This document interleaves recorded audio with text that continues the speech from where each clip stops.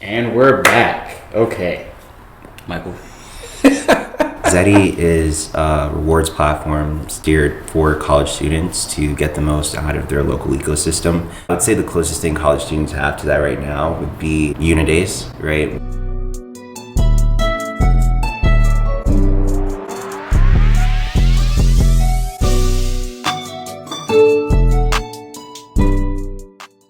Today we have a new guest. As you can see, somebody's new here. There's 3 people in this chair instead of 2 usually.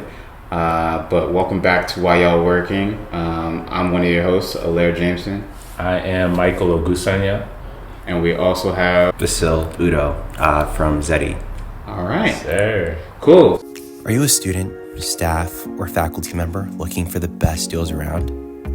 With Xeddy, you can earn points every time you dine at your favorite local spots.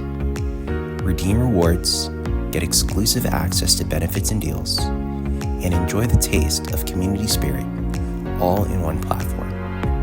Join us now, www.xeddy.app. Eat, earn, enjoy. We have a great episode for you guys today. We're going to jump into his background, history, anything he really wants to talk about, dive in, the ecosystem and all that. There's a lot of things that we have going on this week. Thank you for coming out today. Appreciate you. You're one of the youngest, newest entrepreneurs that we have had the ability to connect with and interact with at UMBC and in this area. So proud of you for kind of continuing to bear the torch and keep pushing forward with the university. And Michael, I believe you had a couple questions that we could start off with. We can kind of hop into that. Yeah, so before we get started, drip check. All right, let's see what we wearing, how we looking. Nocta, Got you know what I'm saying? Nocta on. Yeah, Yes, sir. Drake style. A little something. Got the dunks on. Something slight. Okay. Sheesh. Oh, yeah, Handling business, he's standing on me. Big facts. Again, thank you for being here, the first in-person guest. Why do you work? Well, yeah, thank you guys for having me on. And why do I work? That's a great question. I did this exercise at UMBC in their entrepreneurship program. They had someone come in and do like a panel, a discussion talk, and they had us write down 25 things that we deem as the reasons why we get up in the morning, right? And I think out of all the things that I wrote down, the most impactful were having a lot of fun and changing some aspect of the world that I live in today. So if I had to say anything, it would be those 2 phrases combined, having fun and changing the world. That's awesome. And before we get too far into Basil, is a graduate of the University of Maryland, Baltimore County. You're looking at 3 UMBC alum. Go Retrievers. In your ability to graduate with a biochemistry degree, navigate, again, one of the top ranked schools in the state when it comes to STEM, you have found yourself, alongside a number of team members in building the company Xeddy. So please tell us a bit about what Xeddy is. Am I saying it correctly? And how can we learn and support what you're doing? Yeah. So you are saying it correctly. Xeddy is a rewards platform steered for college students to get the most out of their local ecosystem. So we partner with local eateries, and in terms of the team, some of these guys I've known for over 5 years, and they have been roommates of mine in college. So when we were looking at ways to really just adult better, we were looking at the time and the money balance that we had to have, and it was really difficult. We were renting out a friend's basement, so we didn't really have a luxurious place to stay, but it was it was home. It was good for us to just get ourselves acclimated to that first part of life, that early adulting, and now we're working together and building out this rewards platform to further that experience for college students. Wow. And where did you meet, the friends that are now team members? Yeah, so we actually met early college. They actually go to UMD, and I go to UMBC. Ara went to UMBC, and early college, we were just like getting to know each other. And now I actually was introduced to a lot of different aspects of life, just even being around them at UMD. And that's where I was first introduced to startups. But just being their roommate and experiencing things there was the first part of, I would say, the Xeddy journey, even though I started in 21 and that was back in 19. So, Gotcha. How would you say that the university has helped you on your journey, or has it not helped you? Like, how has that been with being an entrepreneur, not only here in the DMV, but here at a USM institutions university, UMBC, we're a STEM-based university, I guess you could say.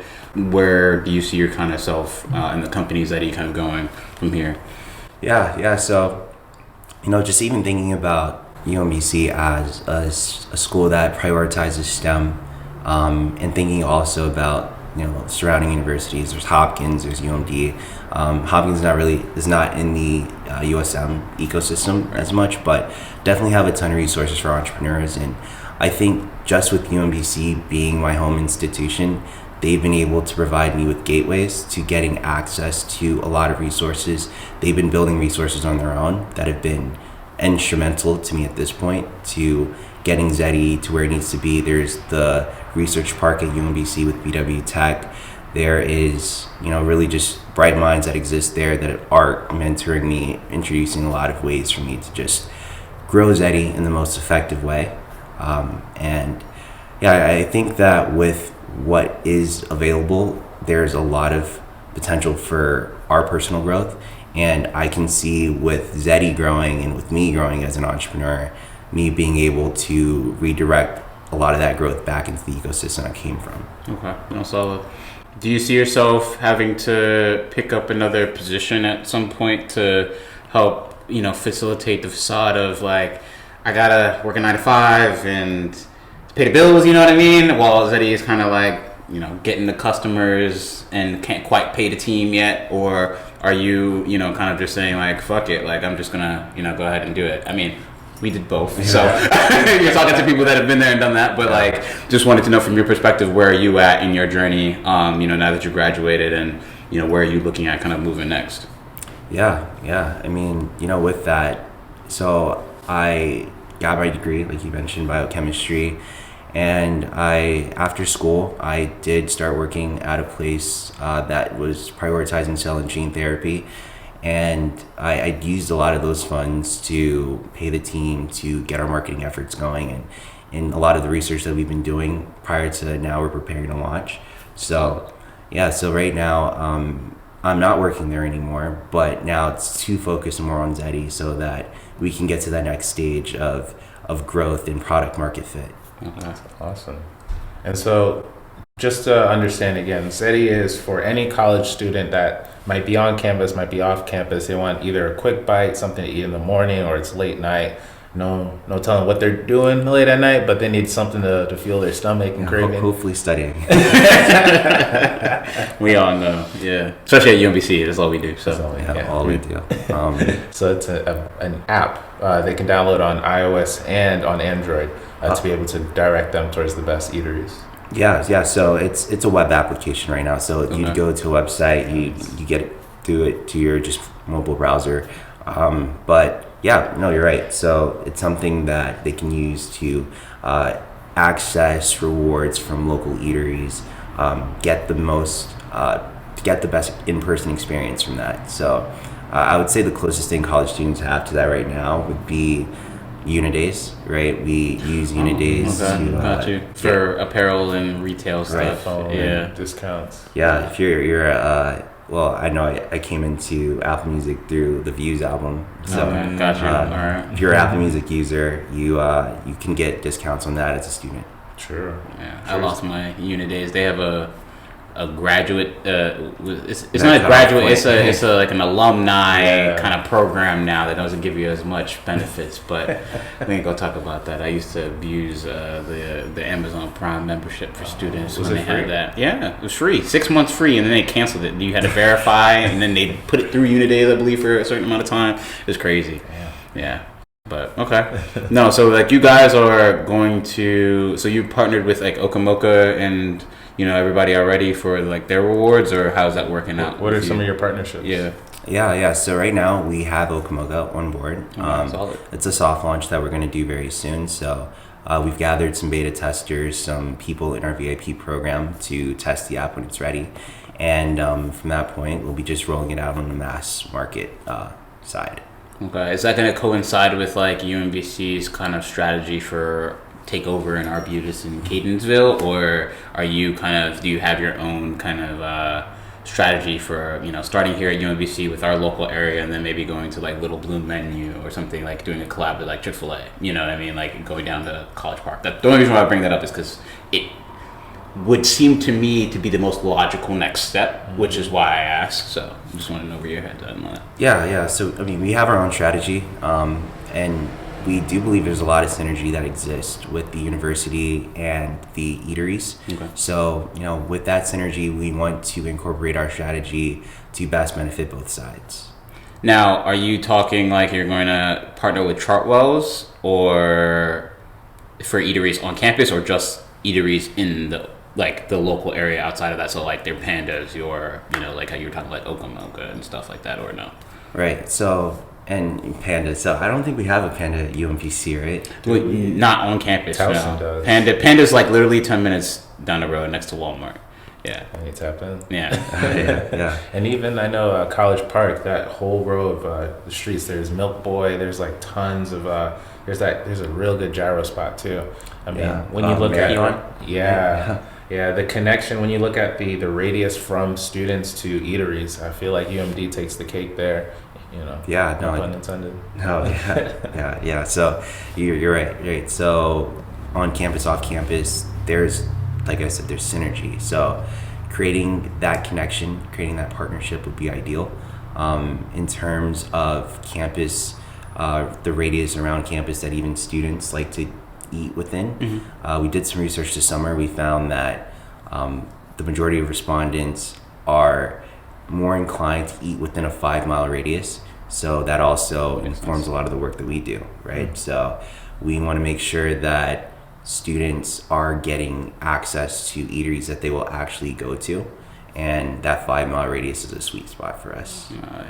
That's really true data right there. Okay. So to put my data analytics hat on, Yeah. that means that for college students that may have a Mexican food spot that's outside of 5 miles, they're more naturally to eat foods of a certain ethnicity or of a certain type that's based within their area. So if there is a food or type of food that might be pounded yam, and you're Nigerian, but it's 15, 20 miles away from you, it's more natural for them to just maybe never eat it until they go home or leave campus. Yeah, well, we have to consider the habits and the preferences of college students, right? They have to worry about time, they have to worry about money, and it really also depends as well as the university type and the types of students that come there. So we all went to UMBC. We know there's a very big commuter campus environment there. So with those different behaviors that exist, there are preferences that exist with the students. But with our app and with what we're introducing, we're able to bring exposure to the eateries that would be ethnically pleasing to the students that have that preference. Okay. Okay. So that's sort of how we look at it, as opposed to canceling out or cutting off the access, but more so exposure for those small businesses and those local eateries. Okay. So I guess taking this back a little bit to, I guess, the true purpose of the podcast and why we do this, right? Yeah. Why do you and why does Xeddy do what it does? Like, why do you get up and go to work at Xeddy every day? Why did you leave that job that you had, that you were able to pay the team with, to go to do the launch, to do the thing, And like, how does that make you feel right now with where you're at in terms of, why, your purpose? Yeah, absolutely. So, I gave you the general answer, have fun, change the world, but now when you're in the thick of it, when you're going through the motions and you're experiencing that startup effect, I would say the biggest motivator now is just personal accountability. So it's like you have a child, right? And you have to make sure your child eats, you have to make sure your child gets educated. You have to make sure your child is going in the right direction so that they can figure out what they want to be, right? And from that perspective, it's okay. This is my responsibility. This isn't just something I'm doing. This isn't just a project. This is my responsibility, and I have to make sure we go from point A to point B. Sounds like a lot to focus on, like a year out of college. Would you recommend college students or freshly graduated pursue a path that you have? I would say with that, I would say start working at a startup first, because that's where I started. I worked at a startup at UMD, and that gave me a lot of exposure to just turning nothing into something. And so getting into that mindset versus school teaches you to get prepared for the workforce and working in corporate and getting things going in that way, which isn't bad at all. But startup world has a lot more creative work, and it enables you to look outside of yourself in a way that, you know, you're growing and expanding your capacity. So I would definitely say, if you are a college student, start working on some projects, get attached to a startup early on so that you know what you're getting yourself into, and then start to really think about what you want to do. So what if I'm like a college student that, you know, I don't know too much, working on a startup or creating my own would be dope, but like I'm trying to get to a bag. Like I'm trying to get that salary, I'm trying to, you know, feel good or reach that 6 figures. That's 6 figures. Right. Can I do that in a startup?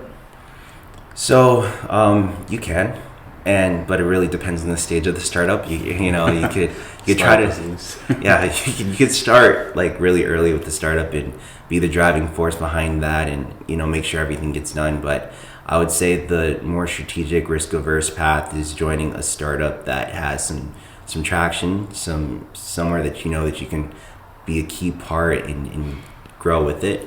But outside of a startup, I would say just focus on getting a really good job out of school, working in an industry that has access to high net worths, and that's typically what, like, finance. So just going in that direction, or computer science, right? So Thank you. Yeah, no, for sure. And just to add on to that, for anybody out there that's listening that wants to kind of get into that realm of finance, or even just see where the big jobs are, the big bills, with the big bills and the big checks, you want to make sure that you check in with your local VCs and you talk to them about their highest performing portfolio companies, because those are oftentimes the startups that, you know, Basil is talking about, where they are in their Series D because they've received, you know, 54 million in financing, right? But these are the places that have those unique jobs that are still a little bit different from what the traditional 9-to-5 job may be, but still gives you that flexibility and the creativity to still do the things that you may like, or be, you know, around the same angle. So that's definitely something that we want to stress. I know that the USM just started this program for people who are interested in venture capital. It's kind of like an exchange program is what it seems to be, but I don't know much about it. But that's something to look into if you are a student that's based here in the USM that's interested in both startups and venture capital, and you want to kind of get a handle on, okay, where's the money going in the industry? Because VC is also another place. However, VC is even harder to get into than, you know, a lot of other different jobs and roles. So you might be better focused working for a portfolio company or a portfolio of companies in that sense. And, you know, Baltimore has a lot of those, I guess you could say, organizations or funds that work like that. Yeah. So no, definitely important to know. And there's like, even within that, there's a myriad of different roles you can get into. I'm heading to Afrotech in 2 weeks, and I noticed everyone kept saying, I want to be a product manager. Like, I want to be a PM, I want to be a product manager. You Google it and you always hear about a product manager, but you have to understand there's so many different roles that you can get into and still be successful in your career. There's business analyst, someone that can help programmers test and write out what they need to do for their software. A junior software engineer, you know, you don't have to be the most knowledgeable person in coding, but the great thing is they will train you and put you in a position where you can leverage your experience. I think now more than ever, being a software engineer is speaking up, having great communication, and then problem solving in a unique way. If you can help another potential senior engineer get their work done faster as a junior engineer, you can do so. And then you look at IT, graphic design, product design, HR, chief of staff. There are so many different ways that you can get involved in the tech space, outside of just, what sounds like the coolest idea or what may be, the most trending line on blind.com. We'll be right back after this.